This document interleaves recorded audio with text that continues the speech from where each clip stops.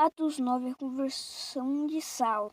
Enquanto isso, Saulo ainda respirava a ameaça da morte contra os discípulos do Senhor.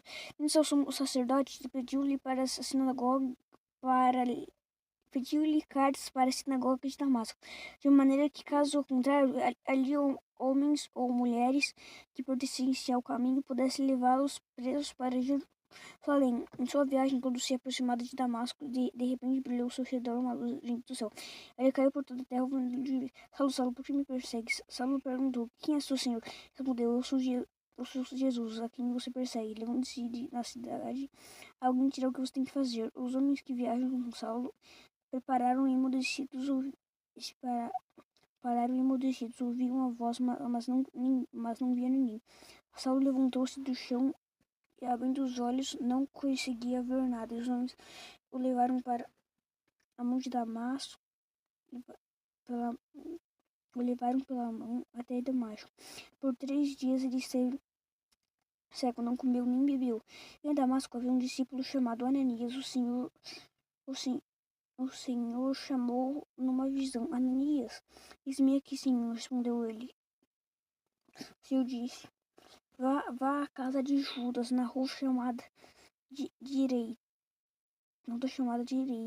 e pergunte por um homem de Tarso, chamado Saulo. Ele está orando numa visão em que viu um homem chamado Ananias chegar e impor-lhe as mãos para que voltasse a ver.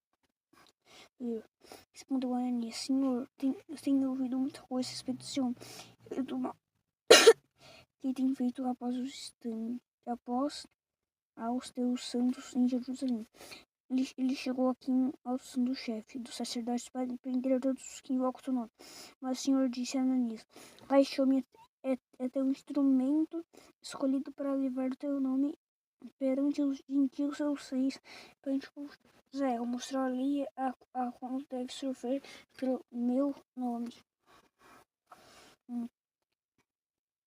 Então Ananias entrou na casa, pôs as mãos sobre Saulo e disse, Irmão Saulo, o Senhor Jesus que apareceu no caminho por onde você vinha enviou-me para que você volte a ver e seja cheio do Espírito Santo. Imediatamente chegou como escamas, caiu dos olhos de Saulo e ele passou a ver novamente. Levantando-se e foi batizado, e depois de comer recuperou as forças. Saulo passou vários dias com discípulos em Damasco. Logo começou a pregar nas sinagogas. Jesus é filho de Deus. Todos os que o ouviam ficavam perplexos e perguntavam, não é ele o homem que procurava destruir em Jerusalém naqueles que invocam este nome? E veio para cá justamente para levá-los presos ao chefe dos sacerdotes. Todavia, Saulo pedia aos que judeus viviam em Damasco, demonstrando que Jesus é o Cristo. Decorridos muitos dias, os judeus decidiram de comum acordá-lo, matá-lo, mas Saulo ficou sabendo do plano deles. Dia e noite eles vigiavam as portas da cidade a fim de matá-lo. Mas os seus discípulos levaram de noite e o fizeram dele descer. Quando chegou descer num cesto através da abertura da muralha. Quando chegou a Jerusalém, tentou reunir-se aos discípulos, mas todos estavam com medo dele, não acreditando que fosse realmente um discípulo. Então Barnabé o levou aos apóstolos e lhes contou como um caminho Saulo vira o Senhor. Eles se falaram e